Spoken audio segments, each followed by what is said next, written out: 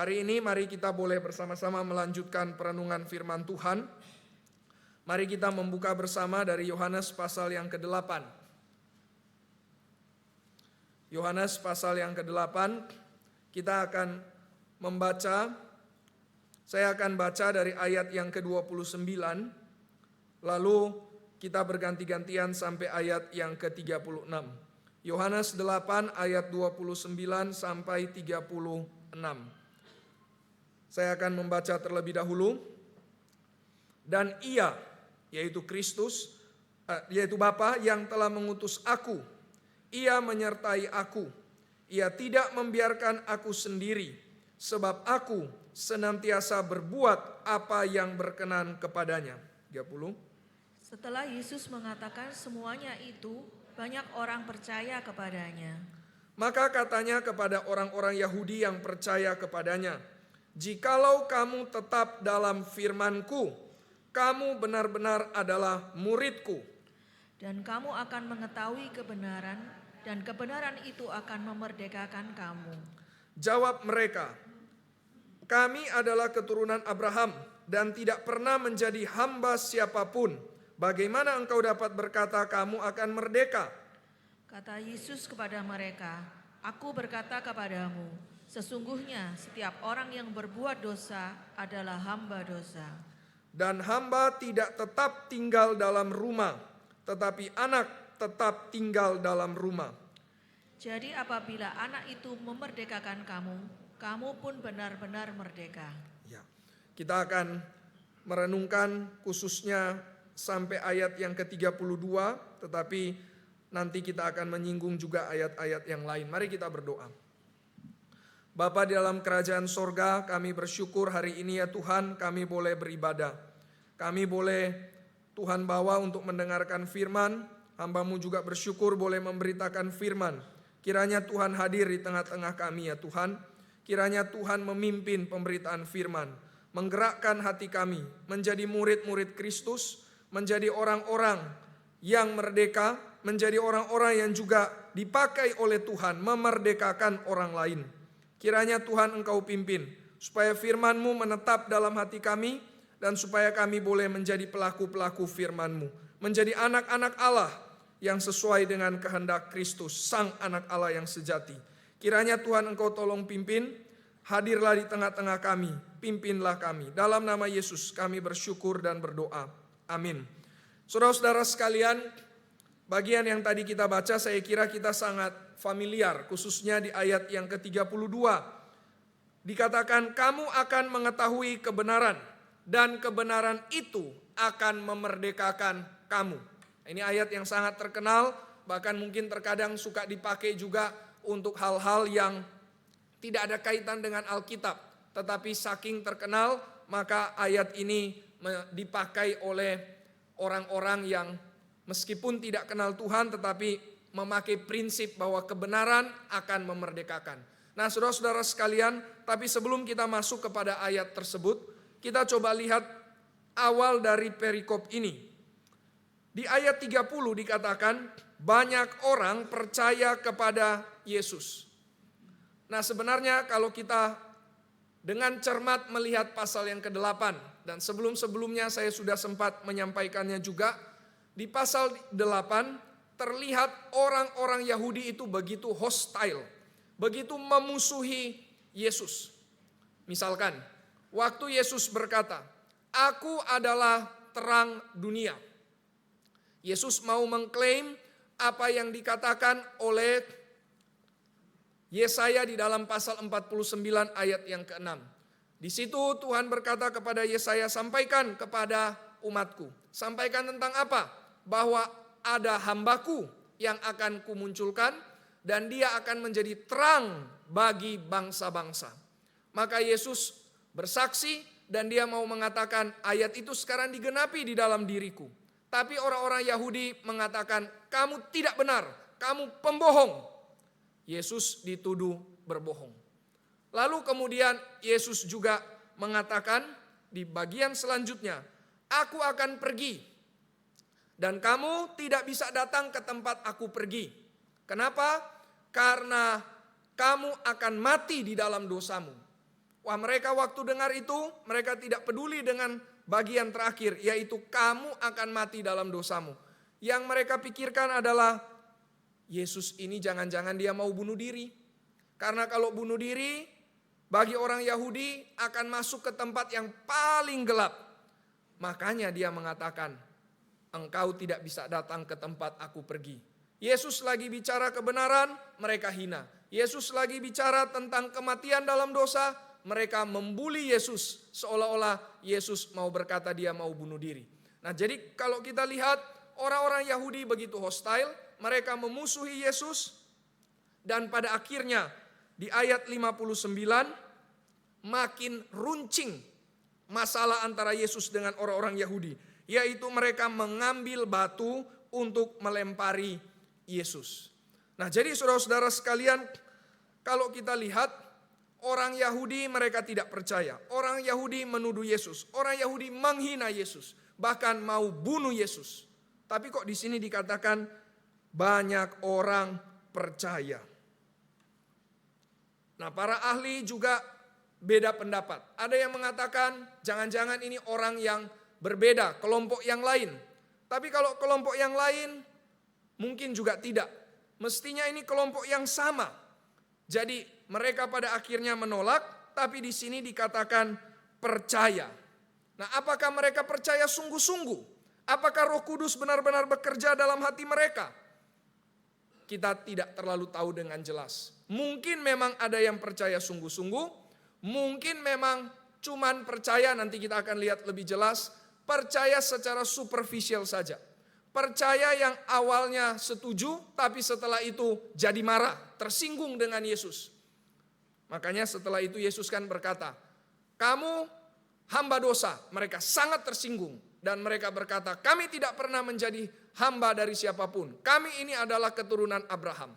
Nah, jadi ada yang tersinggung, ada yang mungkin juga mulai percaya dengan sungguh-sungguh. Nah, jadi ada ambigu, kita tidak terlalu tahu ini orang yang sama atau yang beda, ini orang yang percaya sungguh-sungguh atau tidak. Nah, tetapi begini saudara, hal apa yang penting? Hal yang penting adalah kalimat Yesus selanjutnya.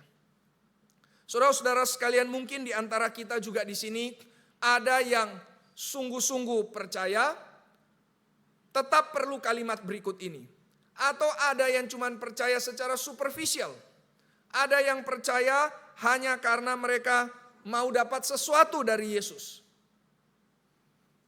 Maka kalimat berikut menjadi peringatan keras. Nah, jadi bagi yang sungguh-sungguh maupun yang tidak sungguh-sungguh, kalimat berikut sangat penting. Kalimat apa itu? Ini adalah kalimat yang memberikan benchmark, memberikan patokan, memberikan ukuran. Bagaimana kita bisa mengetahui, pertama-tama mengetahui diri kita sendiri tentu saja.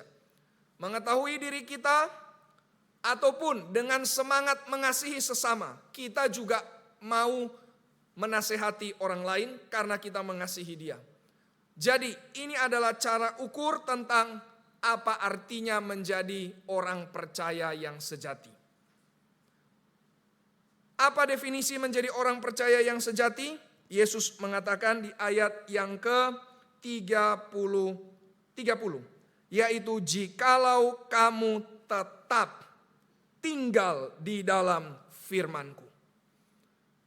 Di dalam bahasa asli tetap itu maksudnya tinggal. Jadi kita bisa gabungkan dua hal ini, tetap tinggal di dalam firman-Ku. Maka engkau adalah murid-Ku. Nah, jadi berarti Yesus memberikan perbedaan yang tajam. Ada yang percaya, ada yang murid. Orang yang percaya belum tentu murid. Yang murid pasti sudah percaya.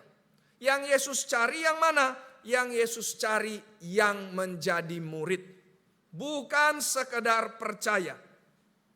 Nah, saudara-saudara sekalian, di dalam Injil Yohanes ada beberapa kali Yesus bertemu, dicari oleh orang-orang yang dikatakan percaya kepadanya. Misalkan di Yohanes pasal 2 dikatakan banyak orang percaya di dalam nama Yesus. Oh, kenapa mereka percaya? Karena mereka lihat tanda-tanda yang Yesus lakukan. Tetapi dikatakan kalimat selanjutnya kalimat yang menyedihkan. dikatakan Yesus tidak mempercayakan hidupnya kepada mereka. Mereka percaya kepada Yesus, tapi Yesus tidak percaya kepada mereka. Kenapa? Karena Yesus tahu hati mereka. Hati mereka adalah hati yang tidak sungguh-sungguh mengasihi Tuhan. Nah, lalu yang kedua, di Yohanes 6 dikatakan banyak orang juga cari Yesus. Tapi kenapa mereka cari Yesus? Yesus berkata, kamu cari aku ya, kamu cari aku karena kamu kenyang. Jadi cari Yesus karena kenyang. Maksudnya apa? Sebelumnya Yesus memberikan mereka makanan.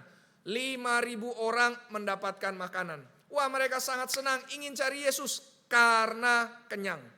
Maka setelah itu apa yang terjadi? Apakah mereka terus jadi murid? Ternyata tidak. Setelah itu mereka tinggalkan Yesus. Kenapa tinggalkan Yesus? Karena Yesus berkata, akulah roti hidup.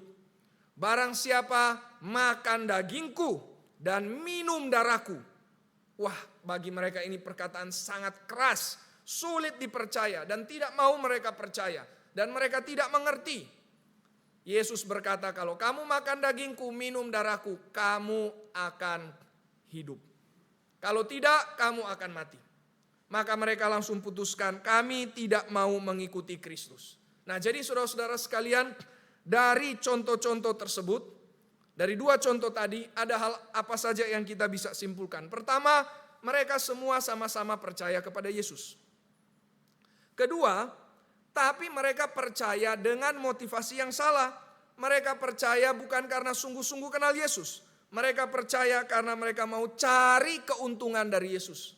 Jadi kalau sudah tidak dapat keuntungan, jadi kalau sudah dituntut oleh Yesus untuk melakukan sesuatu yang mereka tidak mau, yang mereka tidak nyaman, yang mereka tersinggung, mereka sudah tidak bisa menerimanya. Sehingga yang ketiga, mereka tinggalkan Yesus. Nah, saudara-saudara sekalian, mereka inilah orang yang percaya cuman sementara, cuman di permukaan. Mereka tidak jadi murid, tidak jadi murid. Saudara-saudara sekalian, orang Kristen di dalam dunia banyak. Orang Kristen mungkin sepertiga penduduk dunia adalah orang Kristen.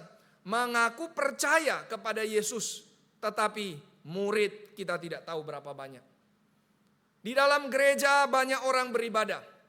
Orang percaya, tidak mungkin kalau kita tanya, mungkin memang ada juga yang tidak percaya ingin belajar, puji Tuhan. Semoga bisa mengenal Tuhan. Tetapi pasti kebanyakan datang karena mengaku percaya.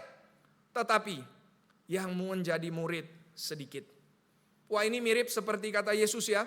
Yesus berkata, banyak yang dipanggil, tapi sedikit yang terpilih. Waktu kita dengar itu, kira-kira perasaan kita bagaimana? Saya kira seharusnya kita sungguh-sungguh mohon belas kasih Tuhan. Wah, jangan sampai Tuhan aku cuma dipanggil tapi tidak terpilih. Jangan sampai aku cuma jadi orang percaya tapi bukan murid. Nah, saudara-saudara sekalian, murid itu seperti apa? Yesus berkata, murid berarti dia tinggal, tetap tinggal di dalam firman. Berarti ada konsistensi, berarti terus menerus, berkelanjutan, berproses, setia, tekun, persevere di dalam firman. Inilah murid. Nah, saudara-saudara sekalian, saya kira kita sangat akrab dengan doktrin perseverance of the saints ya. Ini doktrin yang kita pelajari dari Calvin, perseverance of the saints.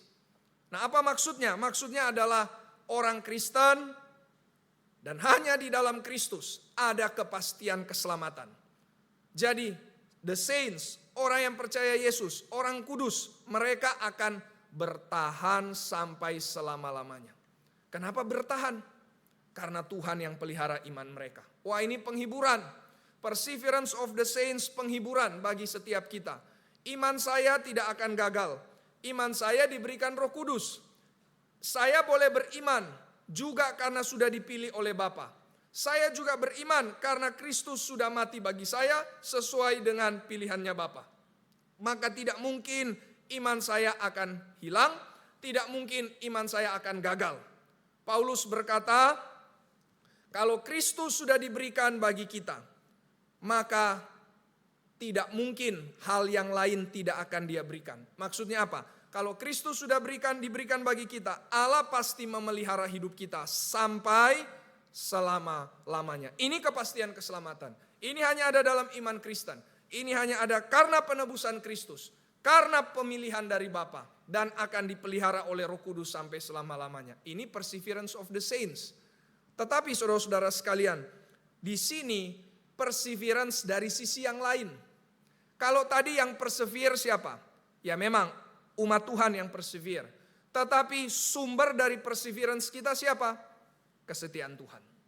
Tuhan setia, Tuhan memelihara kita. Kita bersyukur, kita aman di tangan Tuhan.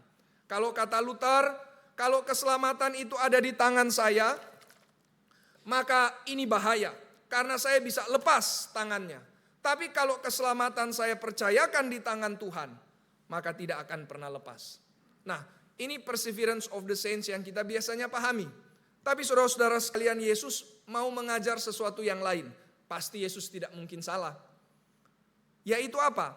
Yang persevere ini dari sisi yang lain. Yang ditekankan di sini yang persevere adalah kita, orang percaya. Kalau kita orang percaya yang sejati, maka kita akan terus tetap setia di dalam firman. Sekali lagi, kalau kita orang percaya yang sejati, kita harusnya setia di dalam firman. Kenapa Yesus perlu tekankan hal ini, saudara-saudara sekalian? Karena ini bukti. Yesus bukan bicara tentang 2 tahap keselamatan. Oh, percaya dulu, lalu setelah percaya jadi murid. Kalau percaya belum tentu selamat. Kalau percaya mesti jadi murid. Jadi murid mau sampai berapa lama, mau sampai seberapa setia, makin tanda tanyalah keselamatan kita. Itu salah. Yesus bukan ajar demikian ya. Yesus mau mengajarkan orang yang percaya pasti akan tinggal di dalam firman. Orang yang percaya buktinya dia akan mengejar kesetiaan dalam firman. Dia akan sungguh-sungguh mempelajari firman. Dia akan sungguh-sungguh merenungkan firman. Dia akan sungguh-sungguh membiarkan firman membentuk hidupnya. Dia akan tinggal di dalam firman. Inilah orang percaya yang sejati. Dia akan bergerak dari percaya jadi murid. Sedangkan orang percaya yang cuma superficial, dia tidak akan mau jadi murid. Dia cuma mau dapat sesuatu, dia hanya ingin kenyang, tapi sesudah kenyang, dia pergi meninggalkan Kristus.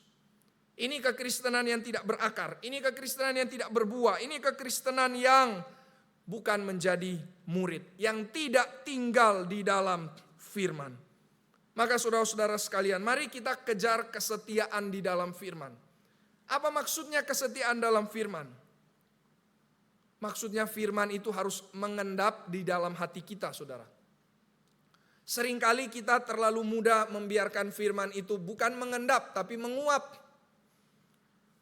Selesai kita dengar firman, langsung lewat begitu saja. Selesai ibadah, sudah ditinggalkan lagi firman Tuhan.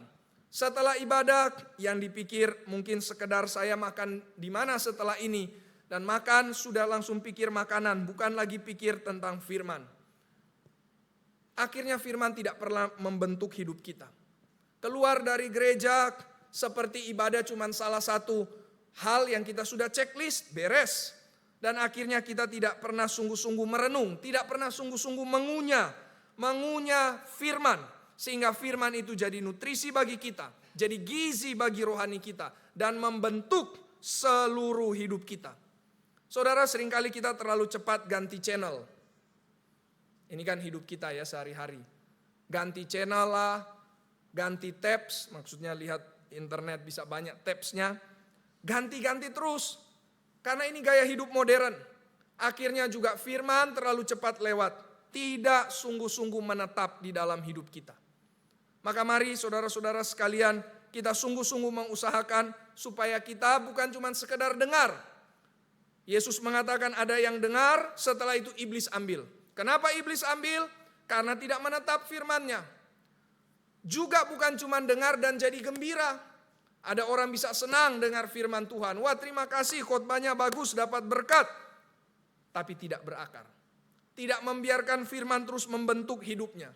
Tidak membiarkan firman menguasai cara pikirnya, cara dia bertindak, cara dia berelasi dan sebagainya. Dia tidak delight, tidak senang ada di dalam firman. Firman cuma sampai di pikiran, tapi tidak menyentuh seluruh jiwanya. Saudara-saudara sekalian, jiwa kita itu harus terus dipanaskan. Kalau hati kita, jiwa kita tidak dipanaskan, kita jadi dingin pasti. Orang yang dingin bisa tetap melayani. Orang yang dingin bisa tetap kerja keras. Orang yang dingin bisa tetap squeeze hidupnya. Orang yang dingin bisa terus perangi ajaran yang salah. Itulah contoh jemaat Efesus. Dari luar tidak ada yang salah, tapi justru Yesus mengatakan, bertobatlah. Kenapa bertobat? Karena hilang kasih mula-mula. Apa maksudnya hilang kasih mula-mula? Karena hatinya tidak panas. Kenapa tidak panas? Karena tidak lagi dibakar oleh cintanya Kristus. Tidak dibakar lagi oleh karya Kristus di salib. Tidak dibakar lagi oleh pengenalan akan Kristus. Akhirnya melayani, tetapi mungkin sambil ngomel. Melayani, tapi sambil mungkin mengeluh dan merasa kenapa orang lain tidak seberat saya. Dan akhirnya tidak jadi berkat, melainkan justru menjadi batu sandungan. Mari saudara-saudara sekalian, hati kita perlu terus dibakar. Dibakar oleh cinta kasih Kristus. Maka dari itu firman harus tetap tinggal di dalam hati kita. Dan kita tinggal di dalam firman. Ada ketersalingan. Firman dalam kita, kita dalam firman. Sehingga kita tidak jadi orang Kristen yang dingin. Tapi orang Kristen yang hangat, yang dibakar oleh cintanya Kristus. Mari saudara-saudara sekalian, jadikan firman itu rumah. Ya kan di sini dibilang ya, tinggal di dalam firman. Firman jadi rumah. Tapi saudara-saudara sekalian di sini yang indah di dalam Injil Yohanes. Firman bukan cuma perkataan. Firman bukan tulisan saja. Firman bukan teks saja. Tapi firman dikatakan di dalam pasal 1 menjadi manusia. Berarti firman bicara tentang Kristus. Sehingga ini bukan cuma words of God. Kata-katanya Allah. Tetapi the word of God. Sang firman. Sang logos. Maka berarti Kristus dan perkataannya jadi rumahnya kita, saudara. Saudara, rumah bukan hotel. Bukan tempat penginapan. Kalau tempat penginapan hotel itu kan cuma sesekali, saudara. Ya tentu kalau kita lebih lama di hotel daripada di rumah ya itu celaka berarti kan. Di hotel hanya sesekali.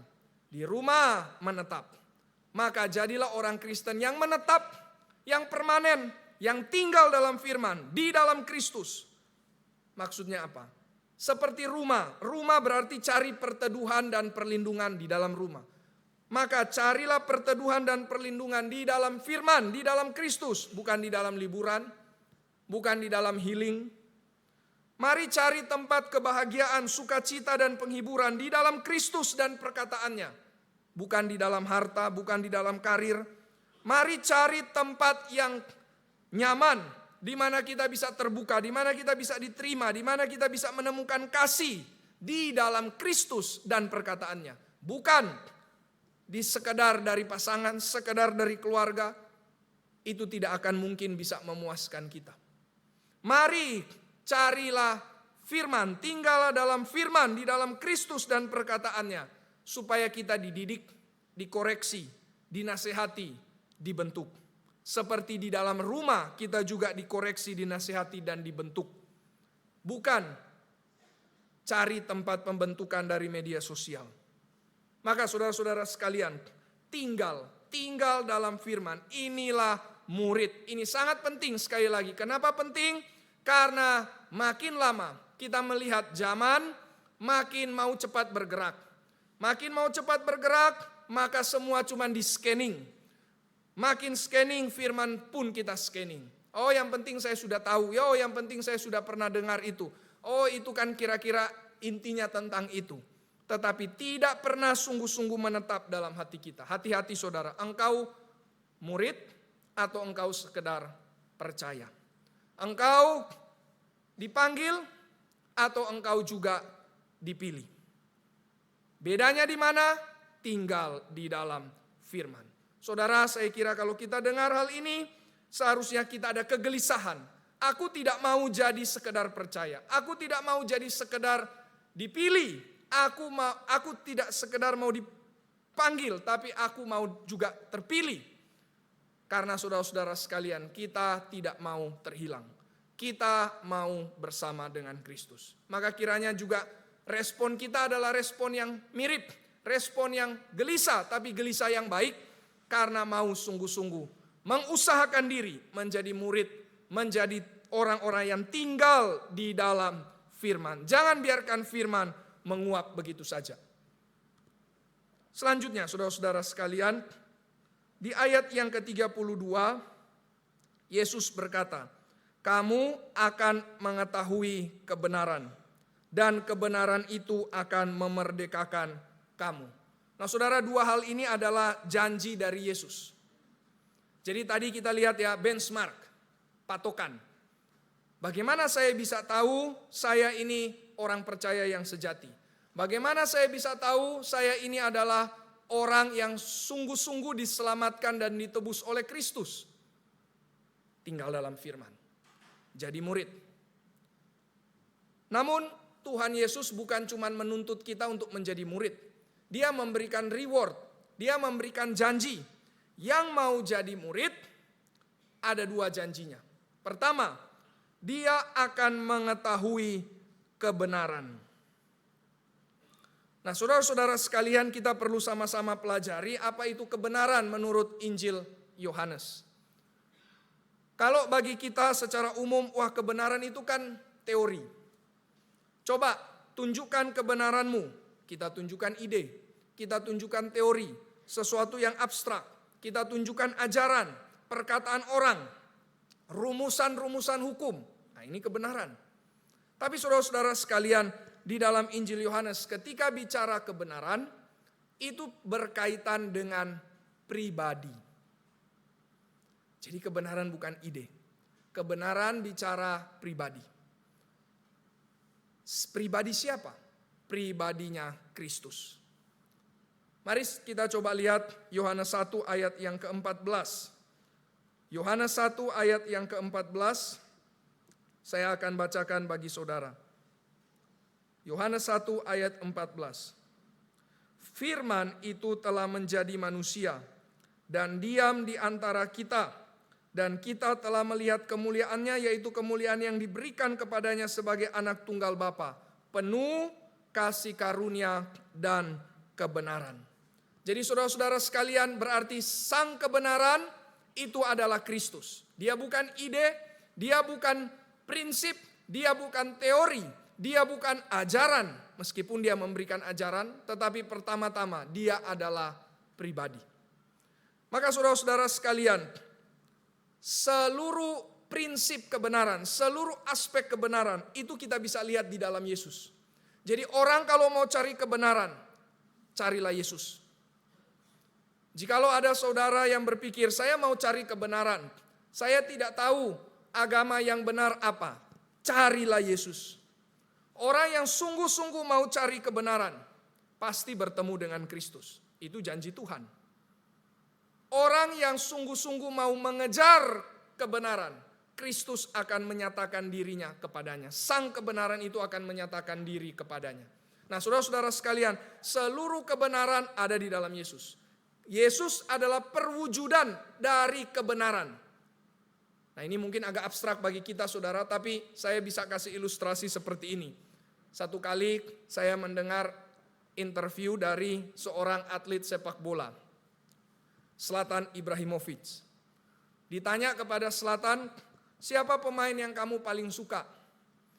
Dia mengatakan, dari kecil saya lihat Ronaldo. Maksudnya Ronaldo yang botak, Ronaldo nomor 9. Wah dia hebat ya. Kata Zlatan, dia bukan cuma hebat. He does not only play football, he is the football. Wah jadi berarti pokoknya semua hal tentang sepak bola, mau itu dribblenya, passingnya, gocekannya, finishingnya, kata Zlatan, lihat Ronaldo. Jadi saudara-saudara sekalian, berarti seluruh perwujudan tentang sepak bola dan keindahannya dan tekniknya ada dalam Ronaldo. Nah mungkin sekarang dalam Messi ya. Jadi saudara-saudara sekalian, maka sama prinsipnya. Jadi kalau kita mau lihat seluruh kebenaran, lihat dalam Yesus. Apa saja aspek kebenaran itu? Pertama, saudara-saudara sekalian, namanya kebenaran berarti harus dari mana? Dari Allah.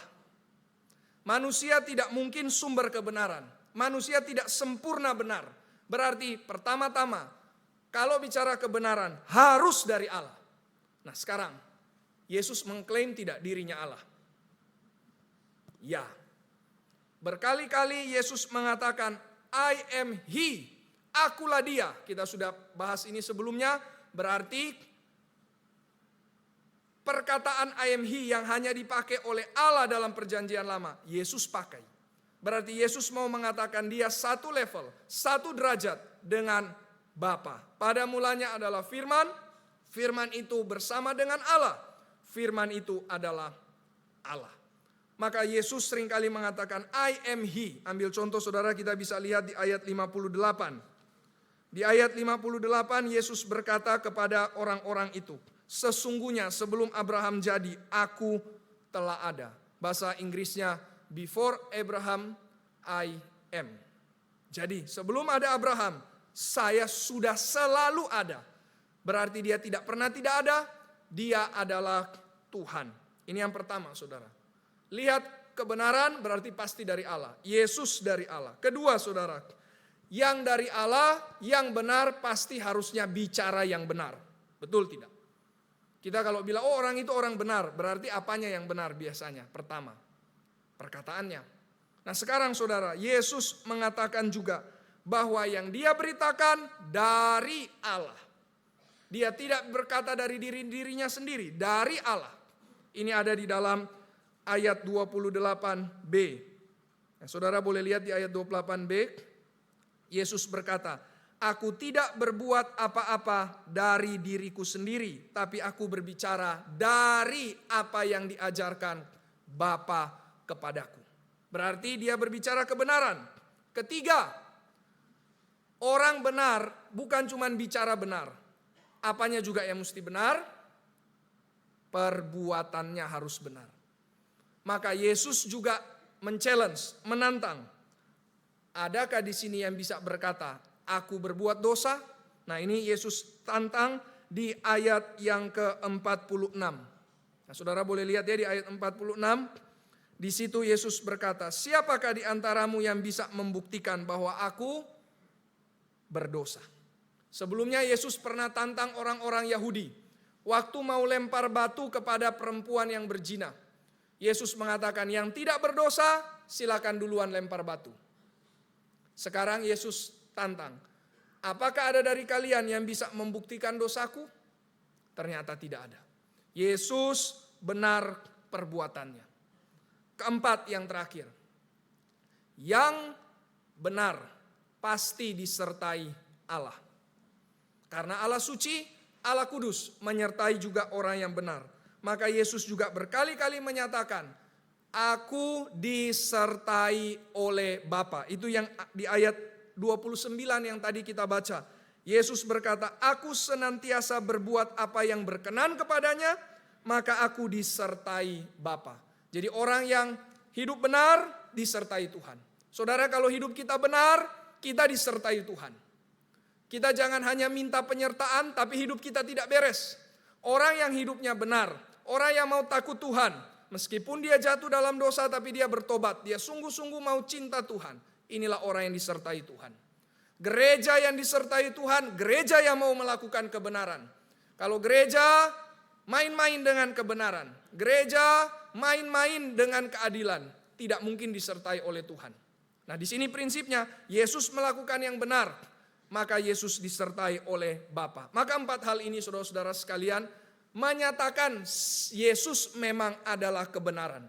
Nah coba kita pikirkan, apakah ada pemimpin agama lain yang mengklaim empat hal ini? Paling banyak mungkin cuma dua. Mengatakan, aku bicara dari Allah. Muhammad mengatakan hal itu, dia utusan Allah. menurut dia. Lalu dia mengatakan, aku disertai juga oleh Allah. Tetapi tidak ada yang pernah mengatakan, aku Allah, I am He, dan aku tidak pernah berdosa. Hanya Yesus. Maka saudara-saudara sekalian, orang yang mau tinggal dalam firman, dia akan kenal Yesus. Dia akan tahu kebenaran. Dia akan sungguh-sungguh sadar Yesus itu Tuhan. Yesus itu benar, dan dia akhirnya mau serahkan hidup kepada Kristus. Maka menjadi murid berarti tinggal dalam firman. Menjadi murid di sini dikatakan mengetahui kebenaran, karena ini janji Tuhan. Jadi murid akan tahu kebenaran. Maka dia akan tahu siapa Yesus. Tetapi saudara, tahu kebenaran bukan bicara pikiran saja. Tadi 4 hal itu kita bisa pikirkan secara logis. Saya kira juga orang-orang yang dikatakan percaya di sini, mereka juga tangkap 4 hal ini. Meskipun mungkin mereka menolak Yesus adalah Allah. Paling tidak 3 hal mereka tangkap dari Yesus, sehingga mereka mengatakan mereka percaya. Nah, tetapi saudara-saudara sekalian, murid bukan cuma intelektual. Murid berarti hidupnya diserahkan untuk mentaati sang guru. Maka ketika di sini dikatakan mengetahui kebenaran berarti mengikuti kehendak Kristus. Kebenaran itu adalah Kristus, dan mengetahui itu bukan kognitif saja. Mengetahui berarti mencintai. Ini firman Tuhan selalu mengaitkan pengetahuan dan cinta. Yang tahu berarti cinta. Yang cinta pasti juga tahu. Maka yang mengetahui kebenaran, dia berarti mencintai sang kebenaran yaitu Kristus. Dan bagaimana menunjukkan cinta terhadap sang kebenaran yaitu Kristus? Dia mentaati perintahnya Kristus. Nah, sekarang di dalam Injil Yohanes, apakah ada ayat yang sangat jelas menyatakan inilah yang aku perintahkan kepadamu? Adakah? Mari kita lihat saudara-saudara sekalian, perintah Yesus sebagaimana yang Yesus lakukan, itulah yang dipanggil untuk kita melakukannya. Yohanes 13 ayat yang ke-35. Yohanes 13 ayat 35, mari kita boleh baca bersama-sama. 1, 2, ya. Dengan demikian, semua orang akan tahu bahwa kamu adalah murid-muridku, yaitu jikalau kamu saling mengasihi. Jadi, saya kira ini sangat cocok dengan tadi ya, lagu-lagu yang kita nyanyikan, lalu juga fotum yang dibacakan. Kita warga kerajaan Allah, kita dipanggil untuk saling mengasihi. Justru saling mengasihi itulah yang menunjukkan kita murid. Kita murid. Maka di sini kesaksian kepada orang luar. Memang kita familiar harus berkata-kata. Tapi juga kesaksian bagi orang luar, cinta kasih dari sesama saudara seiman. Inilah bukti murid. Murid berarti saling mengasihi. Kenapa saling mengasihi? Karena dia mengenal Kristus sang kebenaran. Dan kalau dia kenal Kristus sang kebenaran, berarti dia mencintai. Dia mencintai, dia mau taat, dia mau ikut perintahnya Kristus. Dan perintah Kristus saling mengasihi satu sama lain. Saudara-saudara sekalian, saya kira saya ingin bawa kita untuk mengaplikasikannya kepada pelayanan. Saudara, kenapa kita mau melayani misalkan di ibadah minggu? Kenapa kita mau melayani di sekolah minggu?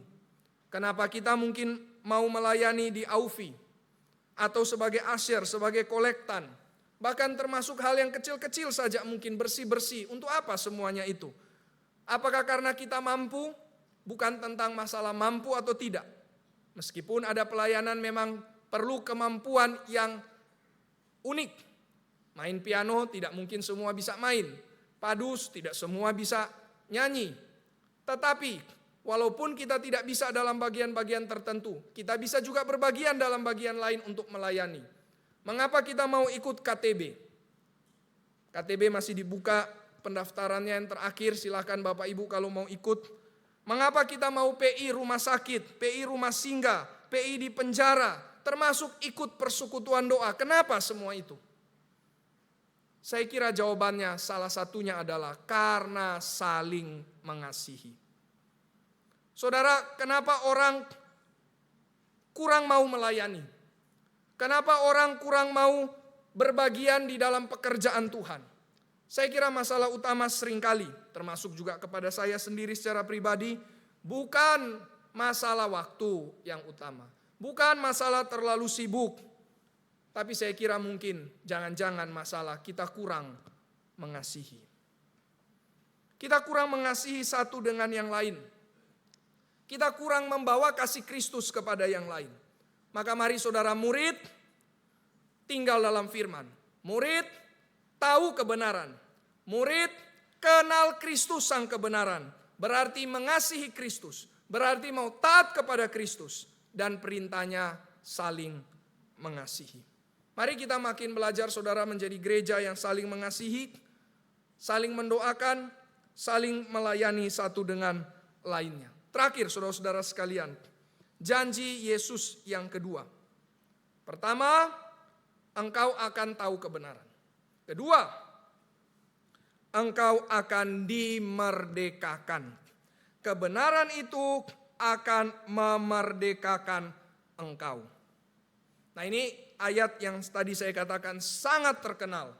Tapi begini saudara, saking terkenalnya, istilah merdeka pun bisa dimasukkan pengertian yang berbeda. Merdeka kalau bagi orang zaman sekarang itu berarti tidak ada halangan, tidak ada constraints. Saya bisa lakukan apa yang saya mau. Saya misalkan yang ekstrim ya, saya laki bisa aja jadi perempuan, kan itu hak saya. Saya perempuan bisa saja saya jadi laki, itu juga hak saya. Jadi justru kalau orang menghalangi hak saya, nah dia ini tidak toleran. Dia ini yang bermasalah, karena masa hak saya dihalang-halangi. Saya mau hidup sesuka apapun, buang-buang uang, hidup dengan pesta pora, itu kan hak saya. Nah jadi lihat ya, bagi orang zaman sekarang, merdeka, zaman sekarang itu zaman apa maksudnya? Zaman postmodern. Merdeka berarti tidak ada halangan.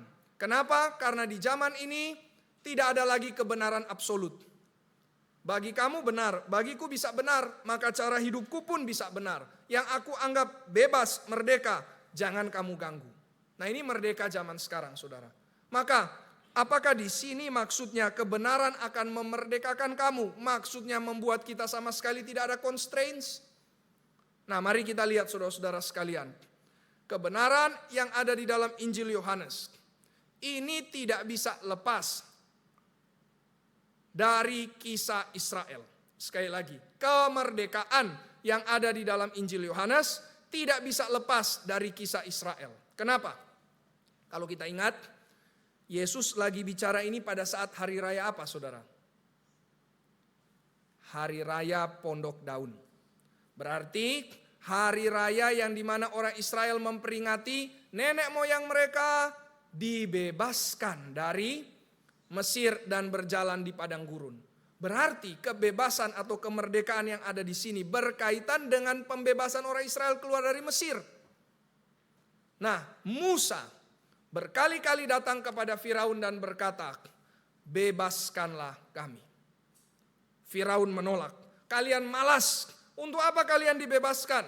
Cuman dikasih tugas saja sedikit, padahal sudah sangat berat, tapi bagi dia itu sedikit.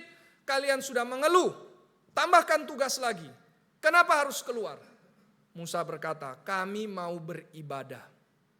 Oh, di Mesir kan beribadah. Emang kamu di Mesir tidak bisa beribadah? Bisa. Tetapi beribadah kepada ilah yang palsu.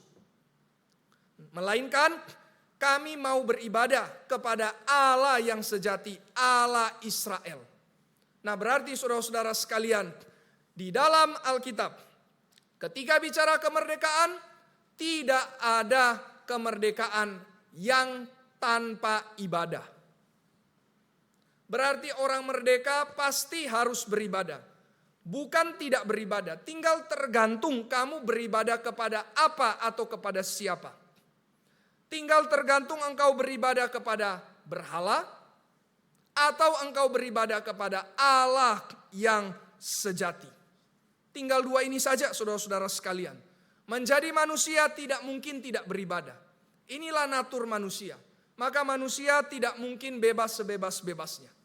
Tidak ada kebebasan yang sama sekali 100% tidak ada constraints apa-apa.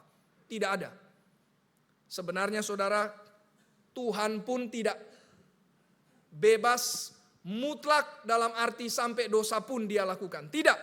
Yesus, Tuhan tidak melakukan dosa. Berarti dia bisa dikatakan membatasi dirinya untuk tidak melakukan sesuatu. Dan apa yang dia tidak lakukan? Dosa. Karena itu berlawanan dengan natur dia. Maka dari hal ini kita bisa melihat sama sekali kalau berkata bebas sebebas-bebasnya itu ilusi.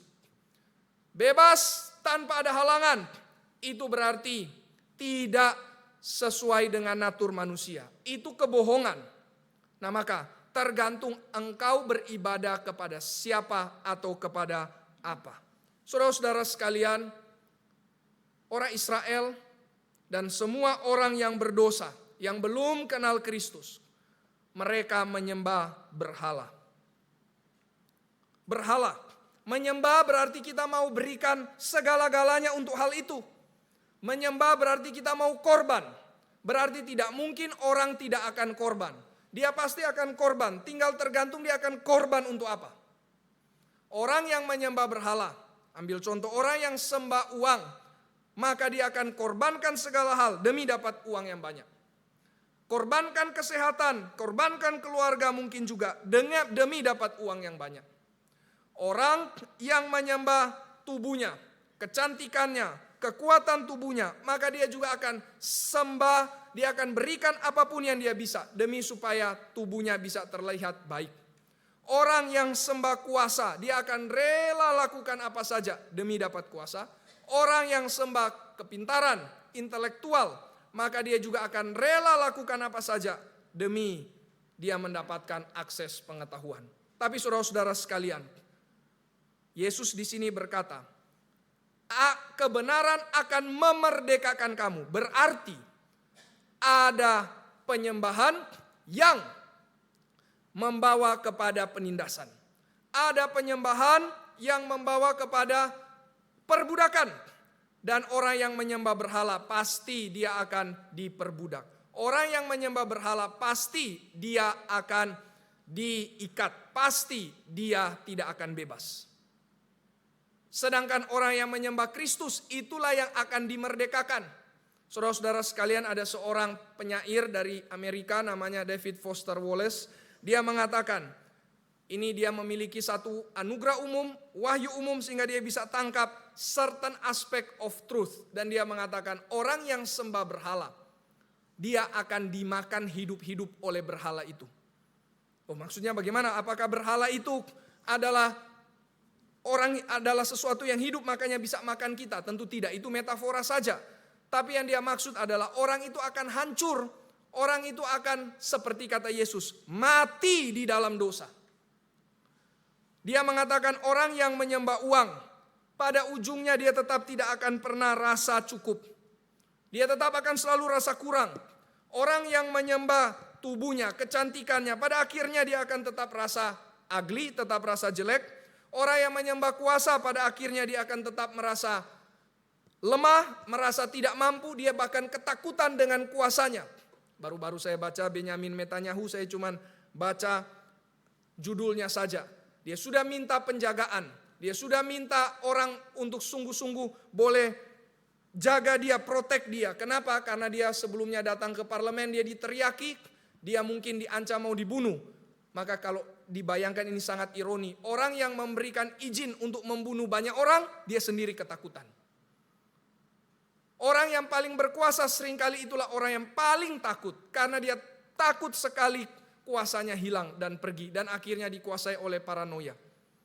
Satu kali Stalin, saya pernah lihat di dalam dokumenterinya, dia sangat menaruh sesuatu pikiran jahat kepada orang lain. Yaitu dokternya sendiri. Dokternya sendiri dia rasa mau bunuh dia. Kenapa? Karena satu kali dokternya memberikan dia pisang. Dan ternyata pisangnya itu membuat dia sakit perut. Maka dia berkata, ini berarti dokter mau bunuh saya. Hanya dari pisang masa mau membunuh. Tapi akhirnya dia bunuh dokternya.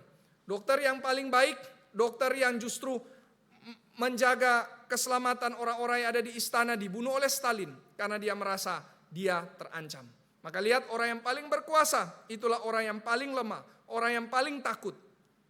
Dan David Foster Wallace juga mengatakan, orang yang merasa ingin cari kepintaran, itu yang paling utama bagi dia. Kebijaksanaan, kepintaran, justru itulah yang akan terus merasa bodoh. Terus merasa kurang dan merasa tidak pernah cukup.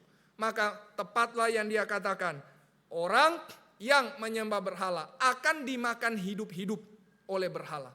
Dia akan diikat, dia akan dikuasai, dia akan mati. Seperti kata Yesus, di dalam dosanya. Maka saudara-saudara sekalian, inilah Injil. Yesus memberitakan kabar baik. Kalau kamu tinggal di dalam firman, kamu akan bebas, kamu akan merdeka. Kebenaran itu akan memerdekakan kamu. Siapa itu kebenaran yang akan memerdekakan kita? Itulah Kristus, Sang kebenaran. Dialah yang memerdekakan kita. Memerdekakan kita dari dosa. Dia memerdekakan kita melalui dua hal. Pertama, dia tanggung hukuman dosa kita karena menyembah berhala. Orang yang sembah berhala, kata Alkitab, menuju kepada maut. Orang yang sembah berhala menuju kepada penghakiman kekal, kematian, kebinasaan. Maka Yesus tanggung hukuman dosa itu. Dia mau mati, dia mau menjadi kutuk, dia mau menjadi berdosa, padahal dia tidak berdosa. Dia jadi dosa, padahal dia bukan orang berdosa. Demi untuk menyelamatkan kita, membebaskan kita, memerdekakan kita dari hukuman maut. Dan dia, yang kedua, menebus kita. Dia yang membeli kita, bukan dengan uang, bukan dengan perak, tetapi dengan darahnya yang mahal. Seperti orang di zaman Romawi, kalau ada budak, dia biasanya diperjualbelikan. Demikian juga kita, dari budak dosa, sekarang dibeli oleh Kristus menjadi budak Kristus. Maka hanya ada dua pilihan, kita budak dosa atau budak Kristus. Kita budaknya iblis atau budak dari Tuhan yang baik. Saudara yang mana? Tidak ada yang tidak menjadi budak. Hanya ada dua ini, budak Kristus atau budak dosa. Maka lewat Kristus mati bagi kita, lewat Kristus membayar kita, maka kita menjadi orang-orang merdeka. Kita tidak lagi menjadi orang yang diikat. Tapi mungkin saudara tanya, lo kan jadi budak Kristus. Kalau jadi budak Kristus berarti terikat dong. Kenapa dibilang merdeka? Katanya tadi semua pasti budak, berarti semua terikat. Betul, dari luar kelihatan semua terikat. Tetapi orang yang menjadi budak Kristus, dia dikatakan merdeka, kata Yesus di sini. Kalau begitu kenapa bisa merdeka? Inilah hal yang penting bagian terakhir saudara. Kita bisa merdeka karena ada kasih Tuhan. Kasih itulah yang membuat kita merdeka. Kasih itulah yang membuat beban kita ringan. Saudara-saudara sekalian, berhala tidak pernah mengasihi kita. Uang itu benda mati, tidak mungkin mati bagi kita. Jabatan, kuasa, kepintaran, bahkan diri kita sendiri pun tidak mungkin mati bagi kita. Bagaimana diri kita mati bagi kita? Itu absurd, tidak mungkin bisa. Satu-satunya yang bisa mati bagi kita, Kristus. Dan dia mau mati bagi kita. Dia mau tanggung dosa kita, dia mau beli kita. Maka itulah bukti kasihnya. Maka saudara-saudara sekalian, menjadi murid berarti menjadi orang yang sungguh-sungguh bersyukur karena kasih Kristus yang memerdekakan kita. Kasih itulah yang memerdekakan saudara. Kasih itulah yang membuat kita ringan. Ringan untuk mentaati Tuhan karena kita sudah dikasihi. Karena kita sudah dimiliki oleh Kristus. Saudara-saudara sekalian, kalau kita melayani orang, kita melakukan hal yang baik bagi orang. Kalau orang itu sudah terlebih dahulu melakukan hal yang baik juga bagi kita, maka kita pasti akan dengan ringan melakukannya. Maka apalagi Kristus, Dia sudah berikan nyawanya. Dia sudah berikan darahnya untuk kita. Maka itulah yang membuat kita merdeka. Kasihnya itulah yang memerdekakan kita. Maka di sini indah sekali saudara, kebenaran dan kasih. Inilah yang membuat kita merdeka. Kristus kebenaran, Kristus kasih, inilah yang membuat kita merdeka. Kalau hanya kebenaran, tidak ada kasih, maka menjadi hukuman. Kalau hanya kasih tapi tidak ada kebenaran, maka tidak ada kekuatan untuk kita boleh dimerdekakan. Tapi puji nama Tuhan, Sang kebenaran menyerahkan nyawanya bagi kita. Kasihnya itulah yang membuat kita merdeka. Maka saudara-saudara sekalian, murid haruslah menjadi orang merdeka. Jangan jadi murid, jangan jadi anak-anak Allah tapi mentalitasnya budak. Di mana itu pernah terjadi dalam Lukas pasal 15. Anak sulung, dia tinggal di rumah.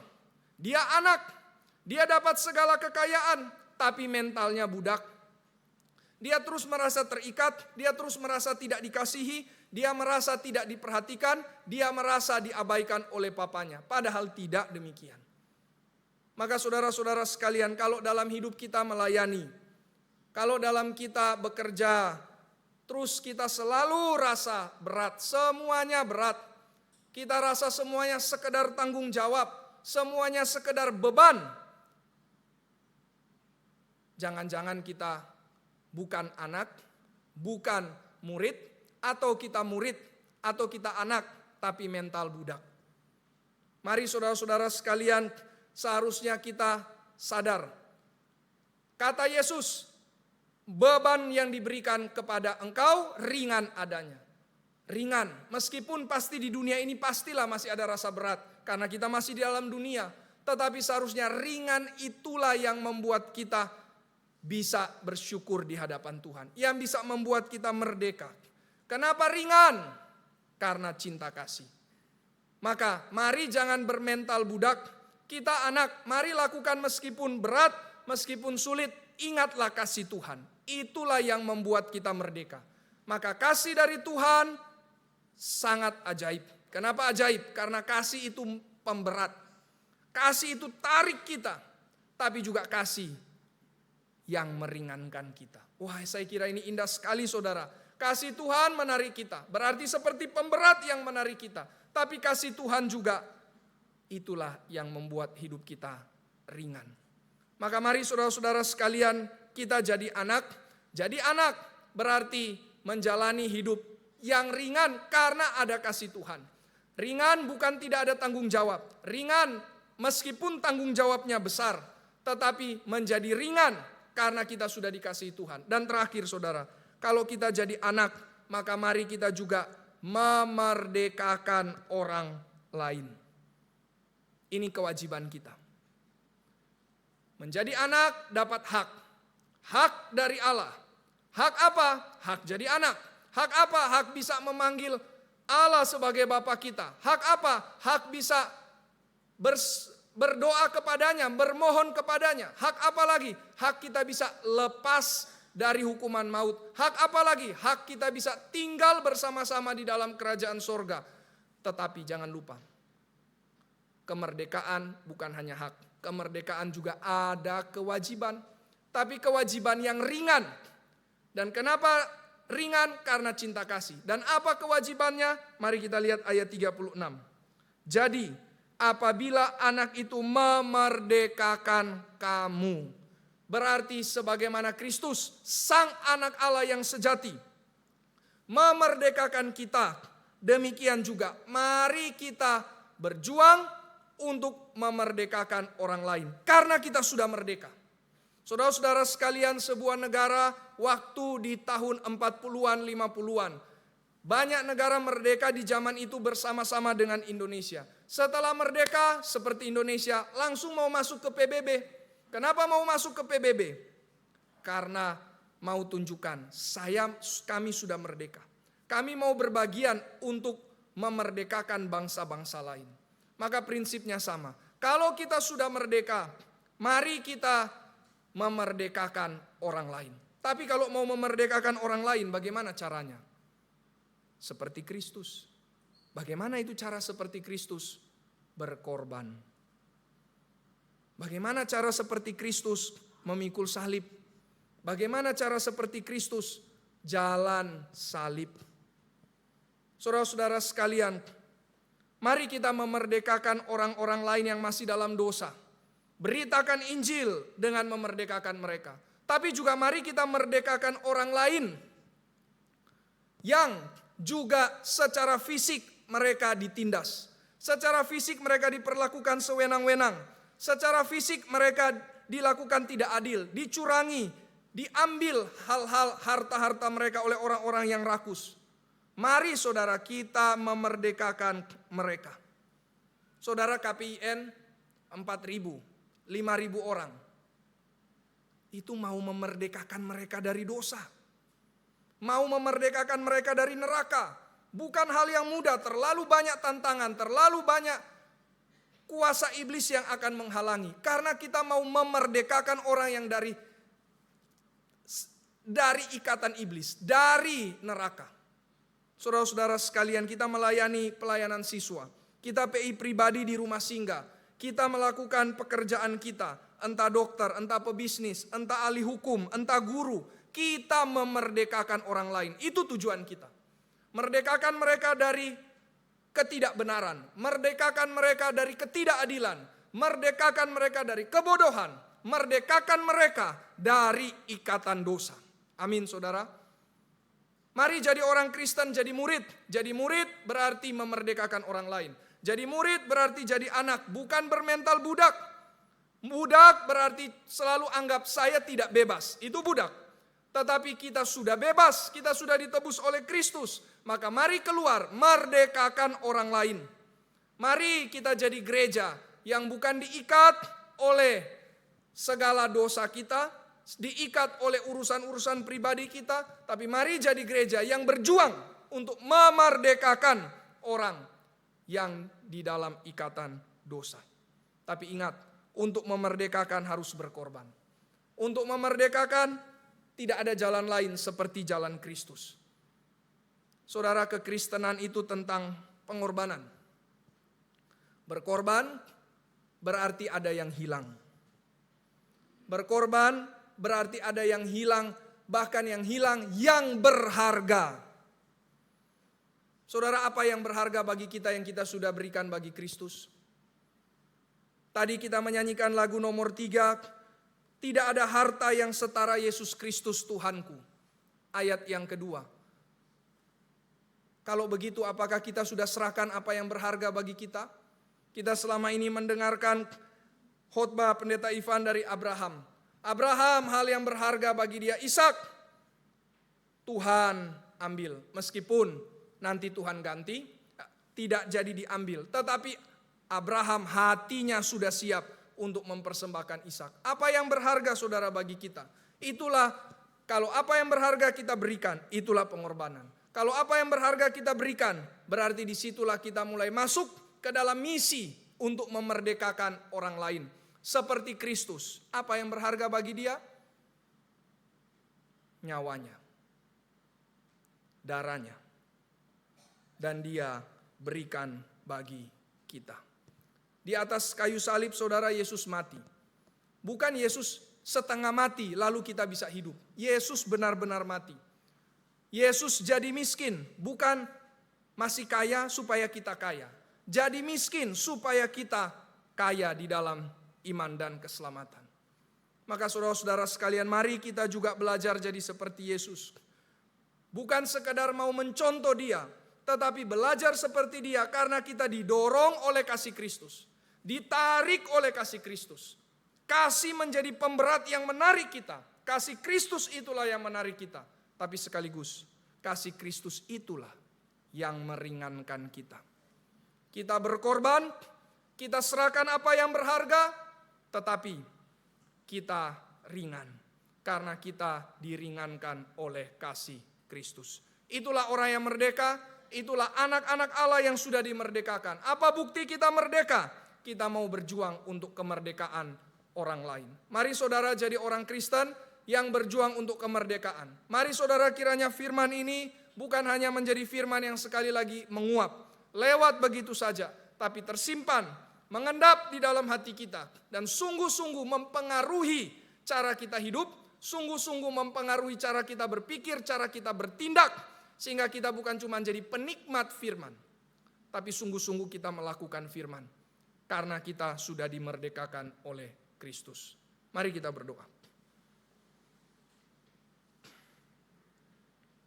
Bapa kami yang ada di dalam sorga, Tuhan, banyak yang percaya kepadamu, tapi sedikit yang jadi murid. Tuhan, kami mau menjadi murid. Dan kiranya jemaat Tuhan sekalian juga ada yang berkata, amin, saya mau juga menjadi murid. Kiranya Tuhan tolong kami untuk menjadi murid yang tetap tinggal di dalam firman. Menjadi murid yang mengenal Kristus, mentaati Kristus, mengasihi sesama, dan perwujudan dari mengasihi sesama itu kami mau memerdekakan orang lain. Kami tidak mau menjadi orang merdeka seperti ajaran dunia. Kami rela menjadi orang merdeka yang ada halangan, yang ada beban, yang ada tanggung jawab, yang menjadi tidak bebas. Justru kami adalah orang bebas, maka kami boleh memilih untuk menjadi tidak bebas. Tuhan, kami mau menjadi tidak bebas karena kami orang bebas, karena kami orang merdeka. Seperti Kristus yang bebas, mau menjadi tidak bebas demi kami, orang-orang yang ada di dalam ikatan dosa.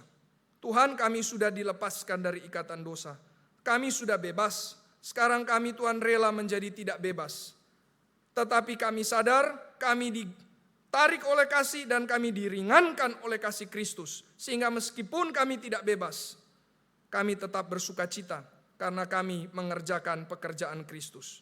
Tuhan tolong pakai kami untuk memerdekakan orang lain.